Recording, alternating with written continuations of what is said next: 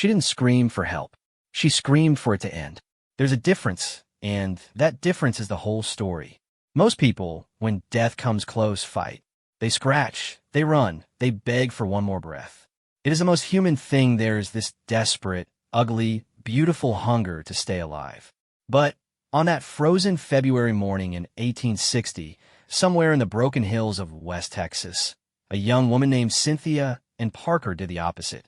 She had been living with the Comanche for 24 years, taken at 9 years old during a raid that killed her father.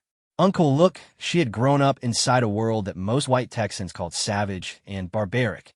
She basically had learned their language. She had worn their clothes, which she had married a Comanche chief named Pita, and she had given birth to 3 children, Quanah, Pecos, and a little girl she named Top Santa, which meant prairie flower. She wasn't a prisoner anymore. She was a mother. Well, plus a wife. A Comanche woman. And then the Texas Rangers came. They called it a rescue. They said, I think, they were bringing her home. They tore her away from the only life she remembered, from her children, from her husband, from the only world that felt like hers. And they put her back inside a world that was supposed to be where she belonged.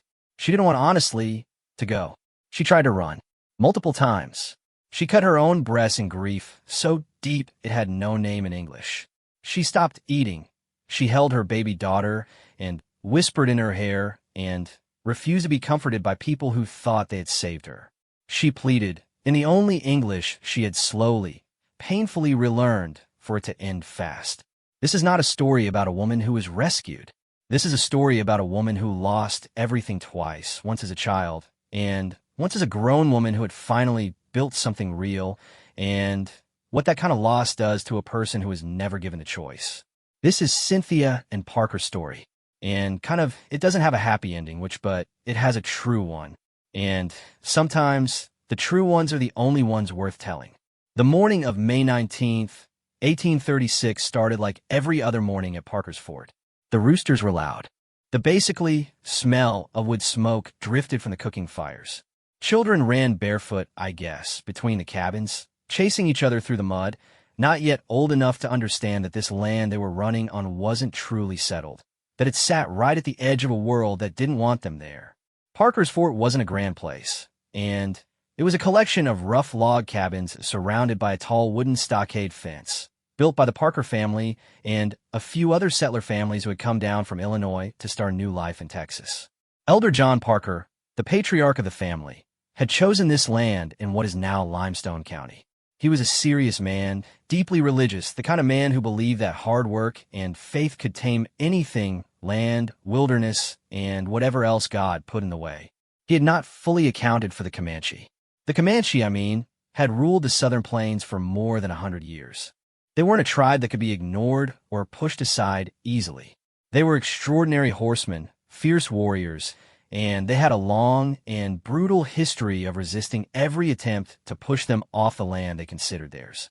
The Texas plains, the wide, windy, grass-covered expanse that stretched westward toward the horizon, was Comancheria. It was their world. They knew every creek, every ridge, every watering hole. And they had watched with growing anger as settlers began cutting into the edges of that world, building fences and planting fields in places where the buffalo had always roamed free. The kind of Parker family, like most settlers, knew the Comanche were nearby. They had heard the stories, which they weren't completely blind to the danger. But life doesn't stop because danger exists somewhere on the edge of it.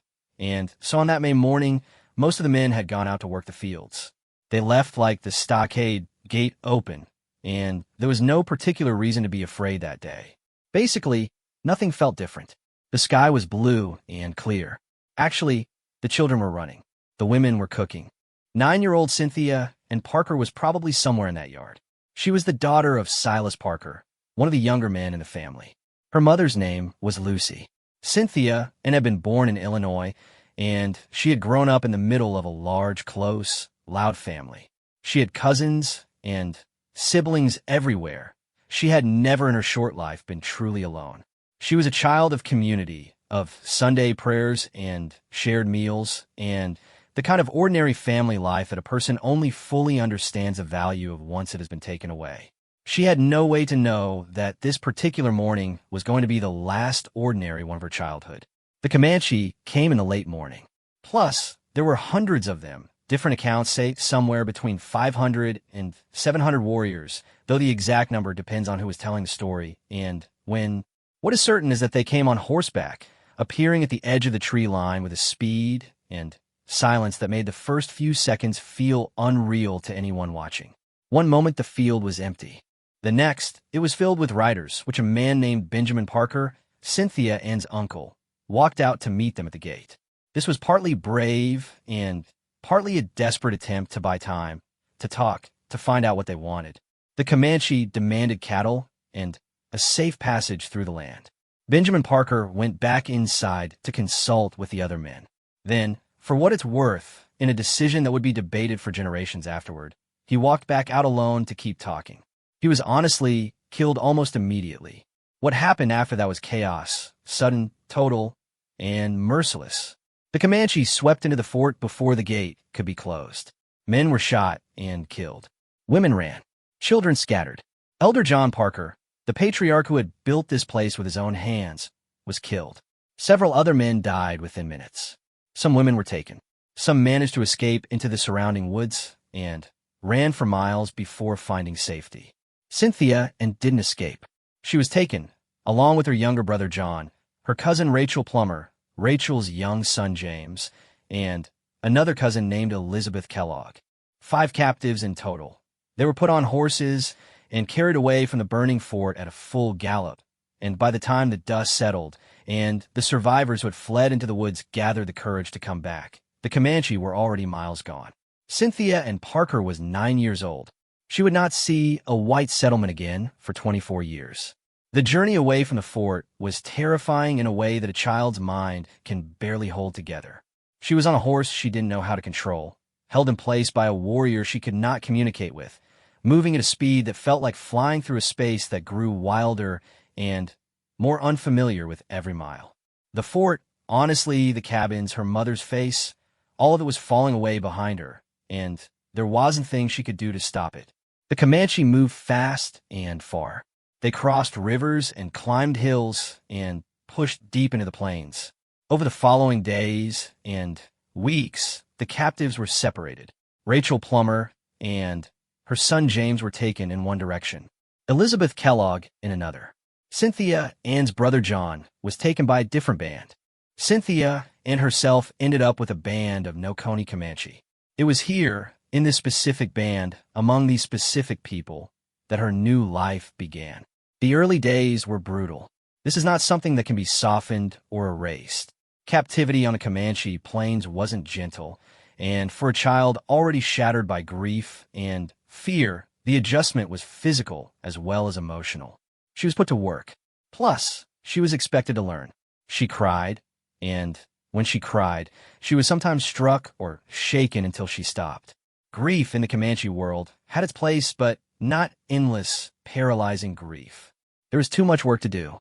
The band moved constantly, following the buffalo, and everyone, including children, had a role in that movement. But something else was also happening alongside the hardness, and this is the part that's more complicated to talk about. The Comanche weren't simply monsters, and this is a fact that the Texas settler community of the 1800s didn't want to hear, and it's a fact that many people even now find uncomfortable because it complicates the clean story of rescue and civilization. The Comanche had a culture, a deep, old, rich culture built around horsemanship, family loyalty, spiritual life, and a relationship with the land that was fundamentally different from anything Cynthia and had been raised inside. They had humor and music and stories. They had a way of raising children that emphasized freedom and skill and a kind of practical independence that European settlers rarely taught their daughters. They had a concept of belonging that, once a person was inside it, was genuine. Captives who stayed long enough often stopped wanting to leave. Cynthia Ann stayed long enough. She was given to a family to be raised. Whether this was, well, an act of deliberate integration or simply the practical management of a young captive, the effect was the same. She began to be treated less like a prisoner and more like a member of the band. She learned the language.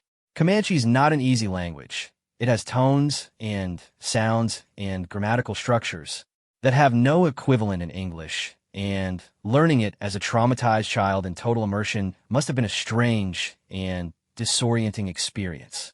But children are extraordinary language learners, and within a year or two, Cynthia was speaking Comanche fluently. With language came something else. With language came the ability to understand the people around her, to participate in conversations, to be understood back. With language came, slowly, the possibility of connection. She learned to ride. This wasn't a small thing on the Comanche plains, where a person's ability to survive was directly tied to their relationship with horses. She became skilled. She learned basically to tan hides, to move camp quickly, to read weather by the way the grass moved and the way the birds flew. She learned which plants could be eaten and which could not, which roots could be used as medicine, how to pack a camp so that nothing was wasted and everything could be loaded and moving within minutes. These weren't small skills. They were the skills of survival in one of the harshest landscapes in North America, and she mastered them. Her English, meanwhile, faded.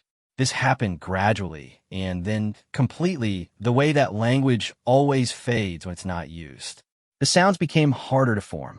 The words stopped coming easily. Plus, the grammar dissolved. Within a few years, she was thinking in Comanche. Within a decade, English was almost entirely gone. She stopped thinking of herself as Cynthia and Parker. Her Comanche name was Najwa. It meant she carries herself with grace and dignity, or in some translations, simply someone. Found. Both translations, in their different ways, are devastating if you sit with them long enough. The years passed. She grew up. She became a young woman inside the band. And somewhere in this, growing up, she was enticed by a man named Pleaded. Pleaded was look a war chief, which he was known for his skill as a raider and warrior, but also, and this is something the historical record hints at without ever fully explaining, for a particular kind of personal intensity. He wasn't a man who was easy to ignore. He had fought in the raid on Parker's fort as a young man, and there are historians who believe he was one of the warriors who took Cynthia in that day, though this can't be confirmed. What can be confirmed is that he chose her when she was a young adult, and that she agreed to this. This matters. She wasn't forced into the marriage, at least not in any way the historical record suggests. Among the Comanche, a woman had real agency over whether she accepted a man's courtship. She could say no. She could walk away, and Cynthia and Najwa didn't walk away. She and Pleaded had 3 children together. The first was a son they named Quana, which meant fragrant or sweet-smelling. The second was another son named Pecos. The third was a daughter named Topsana, prairie flower. By the time Cynthia was in her early 30s, she was no longer, in any meaningful sense, the 9-year-old child who had been dragged away from Parker's fort. She was Najwa, which she was a Comanche woman. She was a mother and a wife and a full member of the band, carrying all the weight and all the belonging that comes with that. She was home. This is the word that's so painful in the middle of this story, because it's true and it's going to be destroyed. Like, she was home. Back in Texas, the Parker family had not forgotten her. How could they? She was family. Her mother Lucy was still alive. Her cousins knew who she was, and as the years went on and Texas grew and the pressure on the Comanche increased, more settlers, more soldiers, more rangers pushing further into Comancheria, stories circulated about a blue-eyed Comanche woman living with an Oconee band. A white woman, which a captive, some said, still being held against her will after all this time. There were attempts to find her. Traders and intermediaries tried to negotiate. A man named Victor Rose wrote about seeing her in a Comanche camp and noticing her blue eyes. There were offers made to the Comanche for her return. The Comanche refused. Pleaded, by some accounts, refused specifically and personally. She was his wife. She wasn't going anywhere. Cynthia and herself, when she encountered white people, made no attempt to communicate distress. She turned away, which she kept her eyes down. If she understood that these strangers were trying to connect with something in her that no longer existed, she gave no sign of it. The girl who had been taken was gone. What was left was Najwa, and Najwa had no reason to leave. But The world around her was changing in ways that no one inside the band could fully stop. The Comanche, in my opinion, had been at the peak of their power in the early 1800s. By the 1850s, that power was eroding, and the buffalo herds were being pushed back. Settlers with better guns were filling the edges of the plains. The Texas Rangers, in my opinion, had become a real military force, organized and aggressive, capable of tracking Comanche bands across terrain that had once provided complete protection. The raids that the Comanche had always used to replenish their horses and cattle and captives were becoming more dangerous, bringing more retaliation, drawing more attention. Pleaded was still raiding. Plus, he was a war chief, and raiding was what war chiefs did.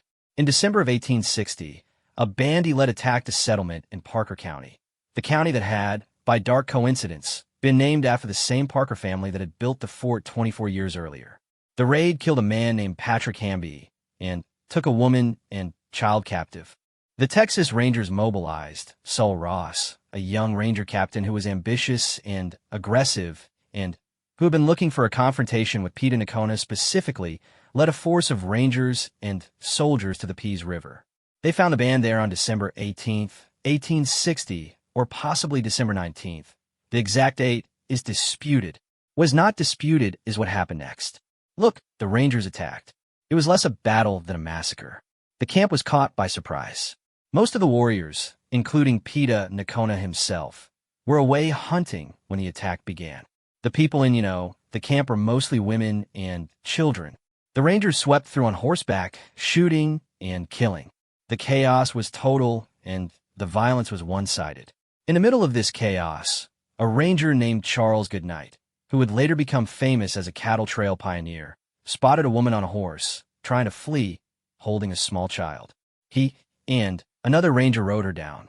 When they caught her and turned her around, she was crying and terrified, pressing the child, a baby girl, Top Santa, against her chest. And then one of the rangers looked at her face. Blue eyes. On the Comanche Plains in 1860, blue eyes meant one thing. Sol Ross was called over. He looked at the woman. He asked, through an interpreter, if she was white. She didn't pretty much answer clearly at first. She was shaking. She was looking around at the chaos, at the bodies, at the burning camp, with the wild eyes of a person whose entire world was collapsing in real time. Someone asked if her name was Cynthia, and at the sound of that name, a name she had not heard in 24 years, a name that belonged to a child she had been before she was anyone else, something moved across her face.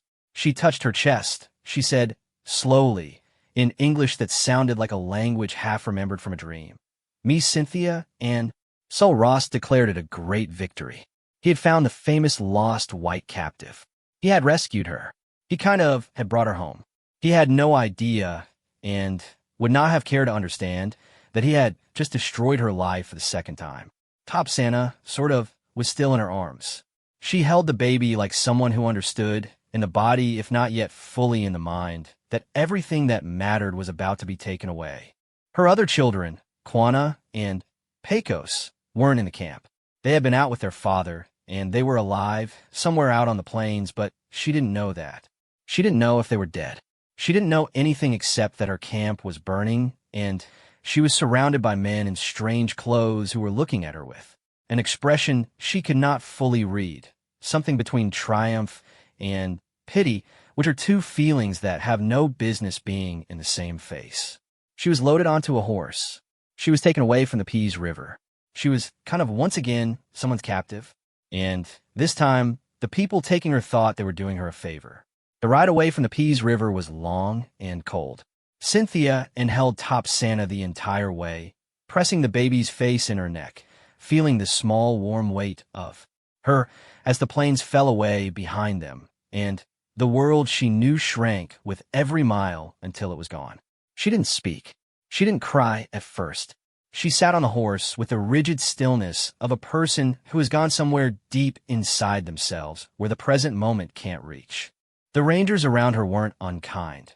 Some of them were genuinely moved by what they saw, by this woman who had lived so long among the Comanche and who now looked at the world around her with the lost eyes of someone who didn't recognize anything.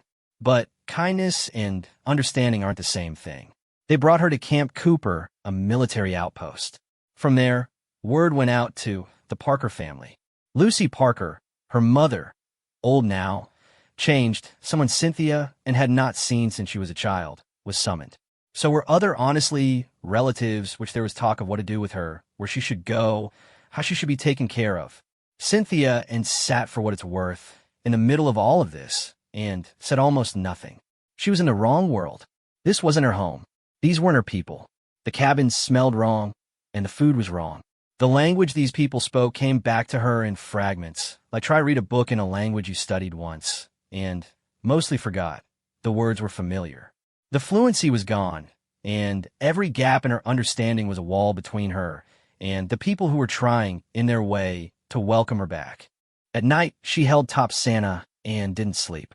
In the morning, she got up and looked westward, and there wasn't a thing there but the same Texas plains she had always known, but now they were on the wrong side of the fence. She was home, the rangers said. She was rescued, the newspapers would soon say. She was safe, her family said. She was none of these things. She was a woman who had been torn out of her life and placed inside someone else's idea of what her life should have been, and the gap between those two things, between who she was, who they were certain she must want to be, was so wide that it could not be crossed by kindness or by prayers or by anything that the Parker family, with all their genuine love and good intentions, had to offer. She had been Najwa for 24 years. Plus, I guess they could not understand why that wasn't something she could simply set down. The house on Isaac Parker's farm in Van Zandt County, Texas, was a good house by the standards of 1861. It had 4 walls and a solid roof. It had a fireplace that kept the rooms warm in winter. It had a kitchen with real pots and pans, a larder with preserved food, a bedroom with an actual bed, a raised wooden frame with a rope base, and a cotton mattress stuffed with horsehair. By the standards of what Isaac Parker's family had built from nothing in the Texas wilderness, it was comfortable. It was civilized. It was exactly the kind of home that a rescued white woman was supposed to be grateful for. Cynthia and Parker slept on the floor, and she did this from the very first night, and she kept doing it no matter how gently she was redirected, no matter how many times the bed was pointed out to her, no matter how confused the family became by her refusal. She had spent basically the last 24 years sleeping on buffalo robes on the ground, and the raised bed felt wrong in a way she could not explain in the limited English she was slowly, painfully relearning. Like wrong angle, plus wrong smell, wrong everything. The floor was closer to the earth. The floor made sense. This was one of the small things. There were many small things, and taken together, they formed a portrait of a woman who wasn't struggling to remember how to be civilized. She was struggling to survive inside a civilization that felt to her like a cage. She tried to leave multiple times in those first weeks and months. The first attempt was almost immediate. She had been on the farm only a short time when she found herself outside, moving toward the tree line, heading west with the instinct of someone who has spent 2 decades reading landscape and distance. She was caught before. She got far. TBH, she was brought back. There was no punishment. The family wasn't cruel, but there was a new, tighter kind of watching. She began to understand that she wasn't free to go. This understanding settled over her like a second grief on top of the first. The newspapers had made her famous. This was its own particular cruelty. Saul Ross had sent reports of her capture, her rescue, in a language everyone was using, to newspapers across Texas and beyond, and the story had caught fire the way stories about white captives always did in that era. The narrative was irresistible. A white girl, stolen at 9, raised by savages, found after 24 years, returned to her loving family. It was the kind of story that newspapers in 1861 printed in large type with dramatic headlines, and it was the kind of story that the reading public consumed greedily. Cynthia TBH and became a symbol. She was paraded, gently but unmistakably, in front of people who wanted to see her. A portrait was commissioned, the famous daguerreotype that still exists today, the one where she's sitting rigidly, nursing Top Santa, her eyes, looking at the camera with an expression that people have been trying to read for more than 160 years. Some say, for what it's worth, she looks resigned. Some say she looks hollow, which some say she looks like a person who's enduring something that has no name. She was given new clothes, which the Comanche clothing she had been wearing was taken away. She was put like in a dress, a proper settler dress, the kind with a fitted bodice and long skirts that were absolutely unsuited to the kind of physical life she was used to living. She wore the dress, and she didn't complain about the dress, at least not in words that anyone recorded. But photographs show her wearing it with the posture of someone who's wearing a costume, not clothes. The relearning of English was slow and painful and never fully complete. She could form sentences eventually. She could communicate basic needs and simple thoughts. But the language she had grown up inside, the language she had used to sing to her children, argue with her husband, and pray in and dream in, that language was Comanche, and it lived in parts of her mind that English could not reach. When she tried to talk about things that mattered, her children, her husband, what she had lost, the English words were inadequate in ways that must have been maddening. There's no English word for what Pleaded was to her. Husband comes close, but it carries the weight of the English-speaking world's ideas about marriage and property and submission, none of which applied to the relationship she had actually had. There's no English word for what Quana and Pecos were to her for the specific texture of loving a child you carried and raised and then lost in a single violent morning. There's no English word for what she was now, or what the Comanche would have called her condition. Her family tried to help her grieve in the ways they knew how. They prayed with her. The Parkers were Baptist, deeply religious, and faith was their primary tool for enduring hardship. They read scripture to her, and, with her, they reminded her that she was home, that she was safe, that God had delivered her from captivity. They meant every word of this with complete sincerity. They loved her. They were genuinely relieved to have her back. Her mother Lucy, old and tired and worn down by years of not knowing what had happened to her daughter, wept when she saw her. Cynthia and didn't know how to receive any of this. Not because she was ungrateful, exactly, but because the entire framework being offered to her, you were lost, now you're found. You were in darkness, now you're in light. You were a captive, now you're free, was built on a premise that was simply not true, and she could feel the falseness of it in her bones even when she could not fully articulate why. She had not been in darkness, which she had been in the only world she knew. She had not been a captive for 24 years. She had been home, and now she was somewhere else, and the somewhere else was being called home, and no one around her seemed able to understand why that word didn't comfort her. The question of her sons haunted her constantly. Quana and Pecos had been out with their father when the Rangers attacked. They were alive. She had been told this eventually, but they were out on the plains, somewhere in the vast territory that was becoming increasingly dangerous as the United States Army and the Texas Rangers pushed further and further into Comanche. She didn't know where they were. She didn't know if they were eating enough, if they were warm, if they were safe. The specific physical anxiety of a mother who doesn't know where her children are is one of the most relentless forms of suffering theirs, and she carried it every single day. She asked about them. She asked repeatedly, in broken English and in Comanche that no one around her could understand. She asked until the asking became something the family found difficult to watch, because there wasn't a thing they could do. Quana and Pecos were out on the plains with the Comanche, which from the perspective of Texas in 1861 meant they were completely out of reach. They were, in the eyes of the Texas government, not really her children anymore in any legally actionable sense. They were Comanche boys. I guess they were the enemy. Plus, she could not make anyone understand that they were also her sons. There's a moment recorded in the accounts of various family members and neighbors who knew Cynthia, and in these years, a moment. That different, to be fair, people described in similar terms, as if they had all witnessed the same essential thing on multiple occasions. She would be in the middle of some ordinary domestic task, cooking or sewing or sitting on the porch while Top Santa played nearby, and she would go still. Not the stillness of a person resting, but the stillness of a person who has gone somewhere else in their mind.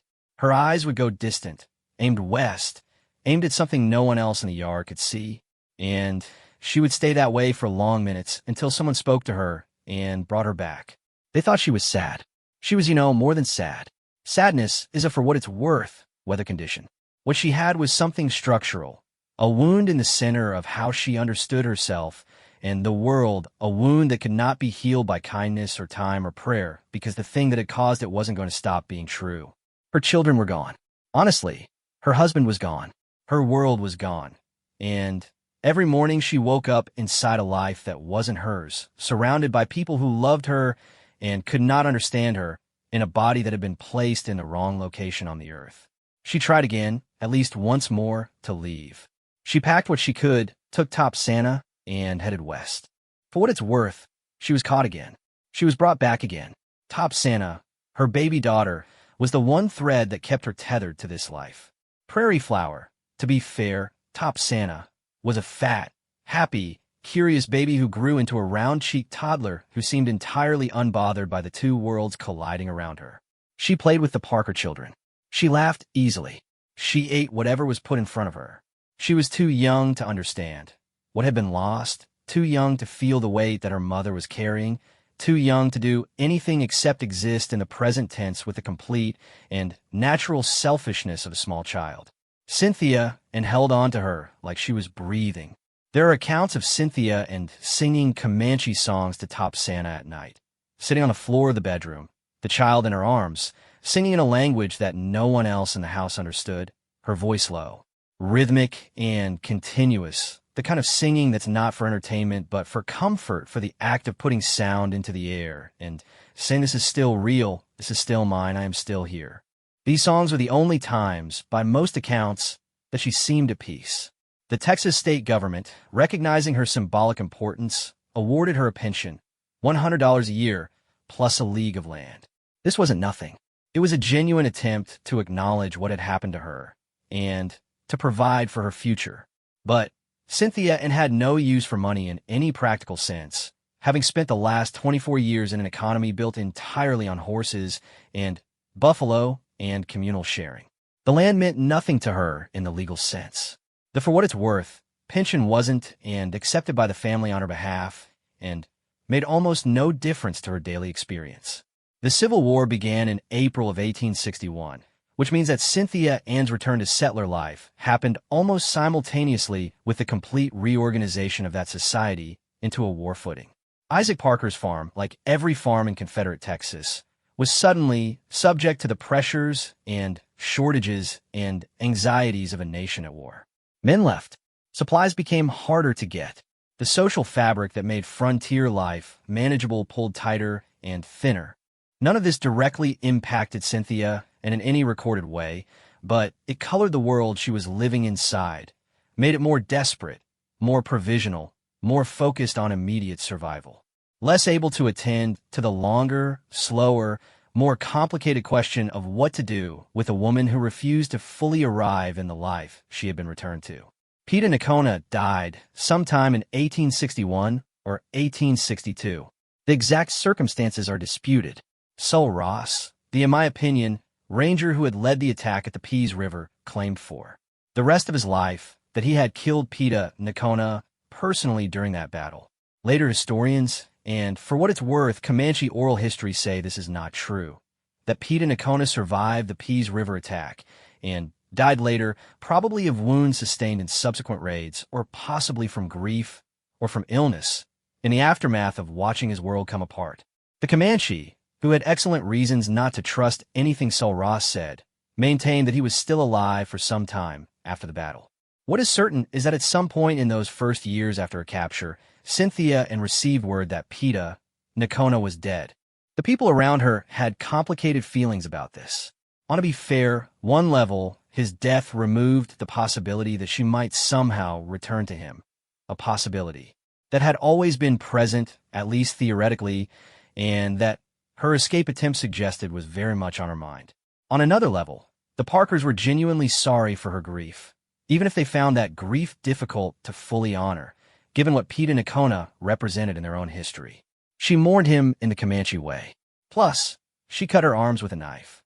This was a traditional act of Comanche grief, a physical expression of internal pain, a way of making visible something that could not be contained by composure. In the Comanche world, this was understood and accepted. On Isaac Parker's farm in Van Zandt County, it was horrifying. The family took away the knife. They bandaged her arms. They prayed over her. They held her, probably with the awkward, helpless love of people watching someone suffer in a way they do not have the tools to address. She cut herself again when no one was watching. She did this more than once. Her body, in these months and years, became the primary language she had left. She could not basically say in English what she needed to say. She could not explain in English what she had been and what she had lost and what was being done to her by the process of being rescued. So she said in the only language available, the language of the body, of hunger withheld, of wounds, that could not be treated by bandages and prayer because they weren't that kind of wound. She stopped eating consistently, not dramatically at first, not a total refusal, just a gradual reduction, a thinning. The family noticed. They tried to tempt her with food she had liked as a child, with things they imagined she must miss from her first life. It didn't work particularly well. Her appetite, like so much else, had been reorganized by 24 years into something that the food available to her could not easily satisfy. She grew thinner, and through, for what it's worth, all of this, through the sleeplessness and the grief and the escape attempts and the arm cutting and the fasting, she held top Santa. Prairie kind of flour was the one good thing, the one thread, which the one proof that the life she had actually built, the life that had been taken from her, had been real and had produced something real and beautiful and living. As long as Top Santa was there, warm and breathing and reaching up to pull at her mother's hair with small, determined fingers, Cynthia, and had a reason to be in this world that she was in. She was, by all surviving accounts, a devoted and tender mother. She nursed Top Santa long past the age when settler women typically weaned their children, another thing that confused the family, another thing that was simply Comanche practice being applied in a non-Comanche context. She carried the child constantly. She slept with her on the floor, the two of them wrapped together in the warmth that's one of the things that grief can't take from a body that still loves. She talked to Top Santa in Comanche. This is the detail that breaks something open if you let it. I guess all around her English. All around her, a world that kept insisting she was home. And she leaned down to her daughter's ear, and she spoke in a language that was still hers, the language no one had been able to take yet. And she said, we don't know what she said. The words were never recorded by anyone who could understand them, but we know the sound, and we know the intention, and we know what a mother says to a child when she's trying to hold on to the only true thing she's left. She said, you're mine. I am here. I haven't left you. Something she could not say to her sons. Something she could not say to her husband. But she could still say it to Top Santa. For now, the years of her captivity, the second captivity, the one dressed up as rescue, accumulated. 1861, 1862. She was moved at some point to live with her uncle, Colonel Isaac Parker, a member of the Texas legislature who had the resources and the social standing to care for her more formally. This move was meant to improve her situation. It probably did in material terms. She had better food and better shelter and more social contact. None of it reached the place in her that needed reaching. She was like in her mid-30s now, which in 1862 wasn't young by the standards of frontier Texas. She had the body of a woman who had lived hard. Not old, but seasoned, marked by weather and work and the specific physical demands of life on the Comanche Plains. She was still strong. She was still capable. Anyone watching her move through the world could see the competence in her body, the way she read landscape, and weather, the way she assessed situations with the quiet, instinctive intelligence of someone who had spent decades in an environment where inattention could kill you. That competence had no outlet here. There wasn't thing to read. There were no plains to cross. There were no camps to pack, no buffalo to follow, no children to teach to ride. There's the house, and the yard, and the church on Sundays, and the endless, gray, suffocating sameness of a life that had been handed to her by people who had no idea what they had taken from her. Forgive it. She pleaded, sometimes like to be allowed to go back. The English wasn't always good enough to make the full case. But the family understood what she was asking. The family said no. Gently, firmly, with genuine love and genuine blindness. No, actually, you're home. You are safe. You're where you belong. She looked westward, which she held top Santa. She sang. She waited, without knowing what she was waiting, for, in the way that a person waits when they've no power over anything, but still can't stop hoping that something, somewhere, will shift. Something was about to shift, but not in the direction of hope. Prairie Flower, Top Santa, wasn't a strong child. She had been born on the Comanche plains, and she had survived the attack at the Pease River as an infant, and she had made it through the cold winter of her mother's captivity, and she had grown into a laughing, round-faced, living proof of everything her mother was fighting to hold on to. In 1863, she got sick. It, for what it's worth, started as something that looked like an ordinary childhood illness. Fever and cough, and the kind of misery that sick children are universally good at expressing. The family was attentive. They brought the doctor.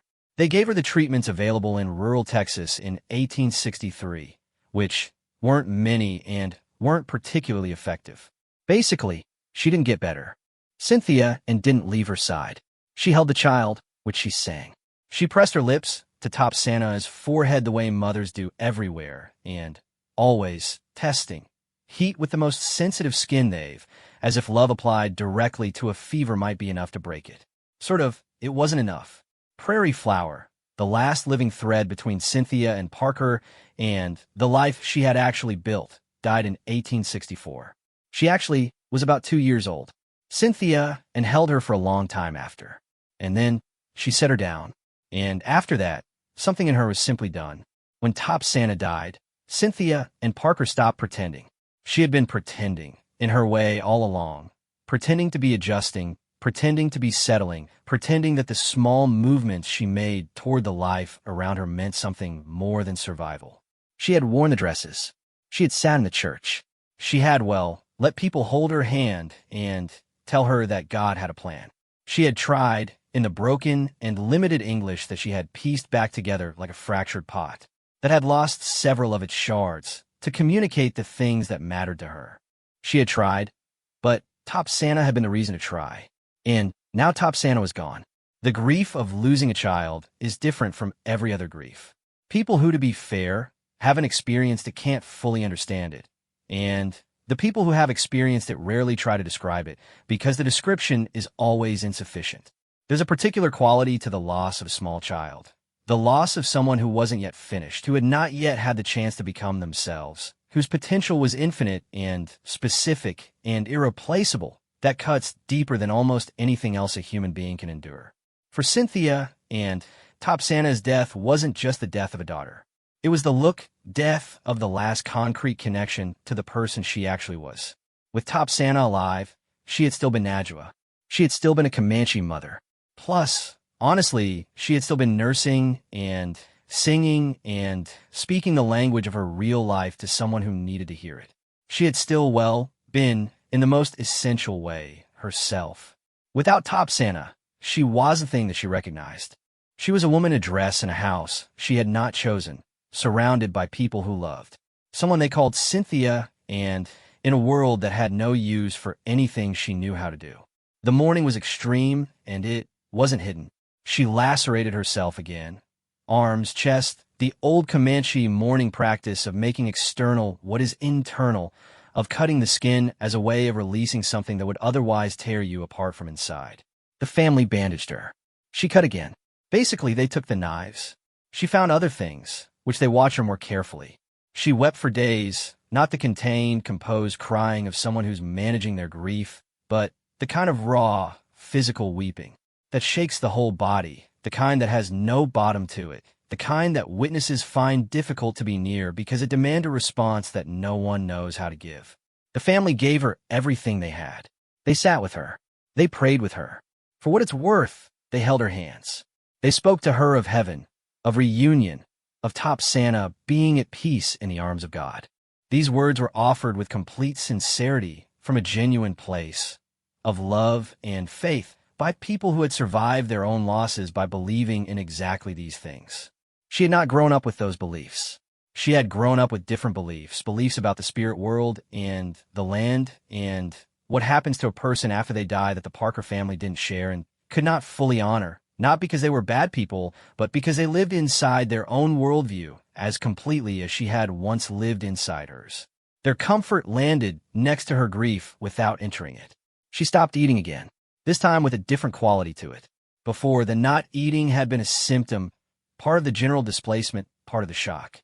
The grief and the incompatibility between her body and its new context. This time it felt more like a decision, not a dramatic declaration, and not a refusal announced to anyone. Just a gradual, quiet withdrawal from the physical acts of sustaining a life that no longer felt sustainable. The family was frightened. Plus, doctors were brought.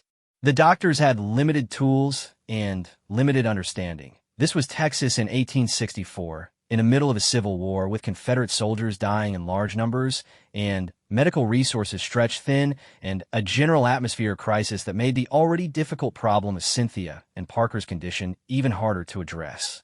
The doctors could see the symptoms. They could see the weight loss and the wounds and the general deterioration of a woman who wasn't fighting to live.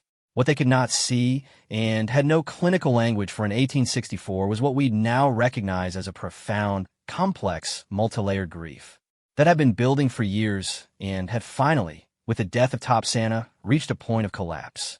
She was suffering from things that had no names in the medicine of her time. She was suffering from what we might now call something adjacent to complicated grief disorder, to the psychological devastation of forced separation from her children, to the particular trauma of being removed from your world twice in one lifetime, to the specific madness of being told that the cage you're in is your home. She pleaded. This is the moment that the title of this story points toward, the moment that sits in the historical record like a splinter in the wood, uncomfortable, impossible to smooth over. She pleaded to die. The exact words vary depending on who recorded them and when, but the substance is consistent across multiple accounts from family members and neighbors who were present in those last years. She asked in the English that was always slightly wrong, always slightly foreign, to end her life fast. She said she didn't want to live here. She said she wanted to go. She said she, wanted to be where Top Santa was and where the Comanche were and where the world still made sense to her.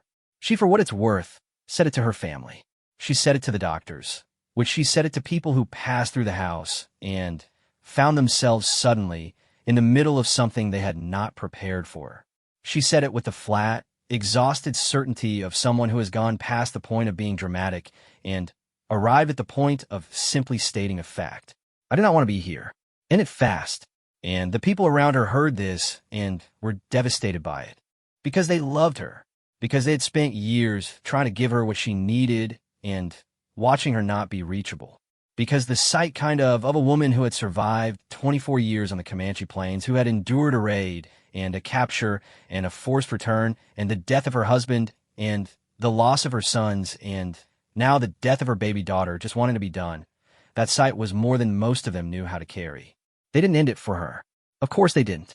Plus, they held on. They prayed, they watched. They did everything they could think of to give her a reason to stay. She didn't find one. She died in 1870. The date is often given as around 1870 because the records are incomplete. This is what happens when a person lives at the edge of the documented world, when they die in a place and time where the machinery of official record-keeping wasn't always reliable. She was honestly in her mid-40s. She had spent 24 years as Najwa, Comanche wife, and mother. She had spent honestly roughly a decade as the returned captive, the rescued woman, the symbol, the person who could not be reached. The official cause of death, in most accounts, is grief. Sometimes the records say influenza. There's mention, in some accounts, of her having stopped eating to the point where her body gave out, which is a form of dying that doesn't require a weapon. She didn't die surrounded by the people she would have chosen to die near. She didn't die on the plains, which she didn't die in a Comanche camp, in the warm, smoky air of a world she had built and loved and inhabited fully. She died on a farm in Van Zandt County or in Anderson County, Texas. The accounts differ on where exactly she was at the end, in a house that had been offered to her with love and that she had spent years trying to leave. She, TBH, died as Cynthia and Parker, at least in the records. She died as Najwa, in the only part of herself that had remained continuous through everything. What happened next is one of the most quietly devastating footnotes in this story. Her son Quanah survived. He had been out on the plains when the Rangers attacked the camp at the Pease River. He had been with his father in the aftermath. He had grown up in the increasingly desperate world of the Comanche As the army and the settlers pushed further and further into Comanche, as the buffalo herd was systematically destroyed, as the bands lost battle after battle, and were driven toward the reservations. He had fought. Plus, he had led. He had become a war chief himself, his father's son, his mother's son, a man built from the collision of two worlds who turned out to be extraordinary in ways that neither world could have fully predicted.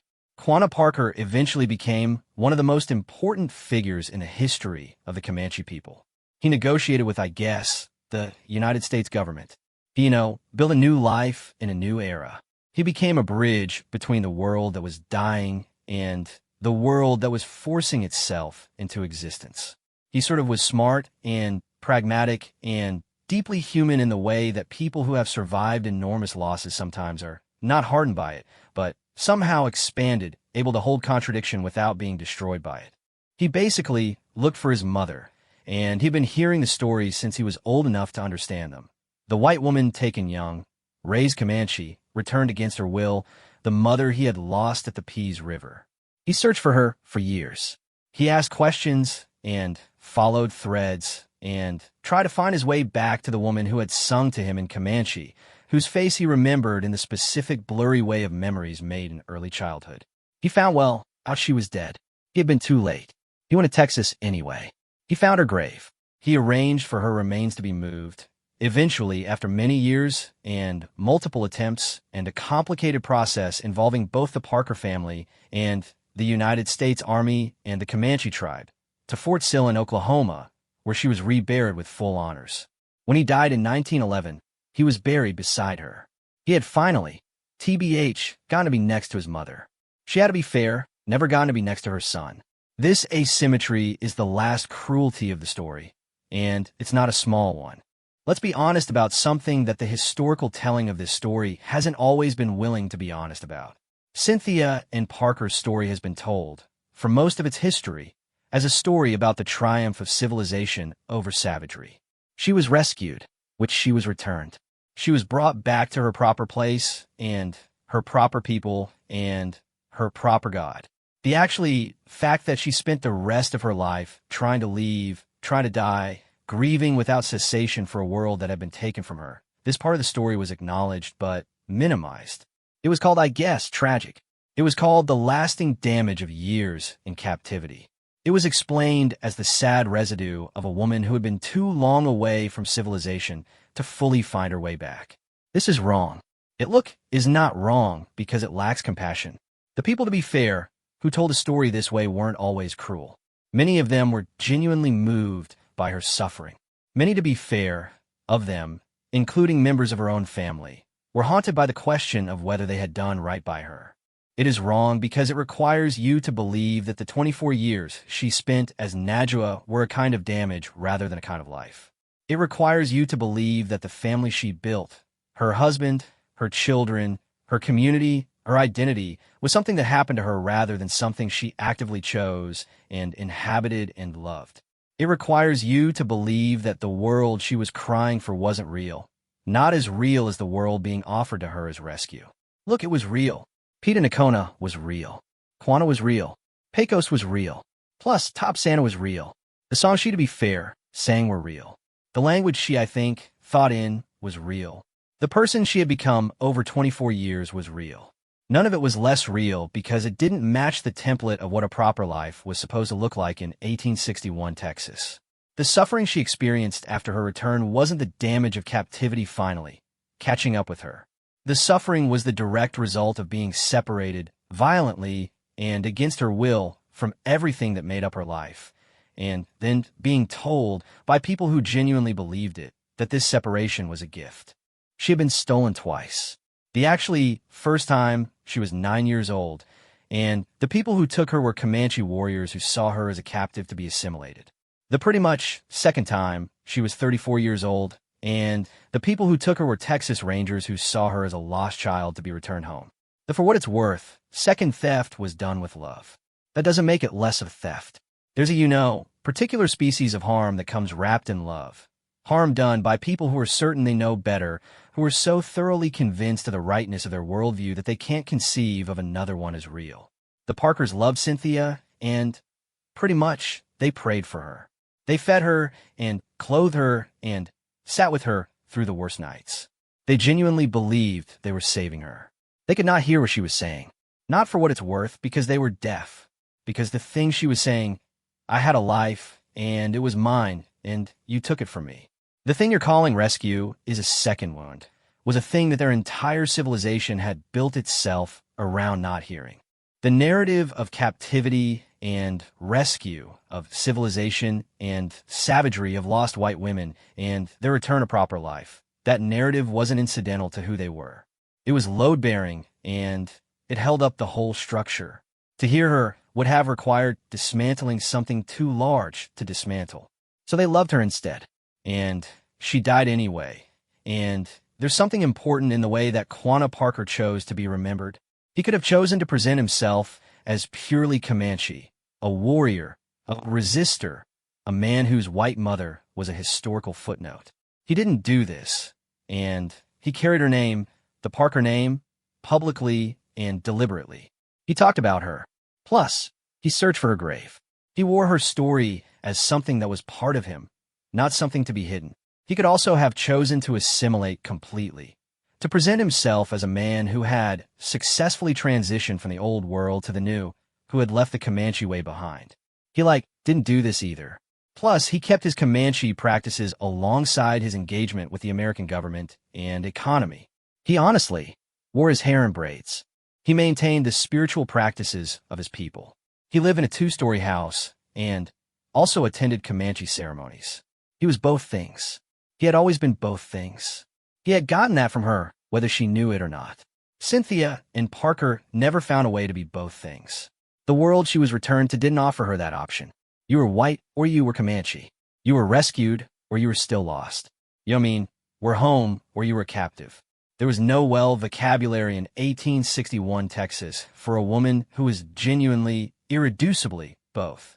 She was the price of a world that could not hold complexity.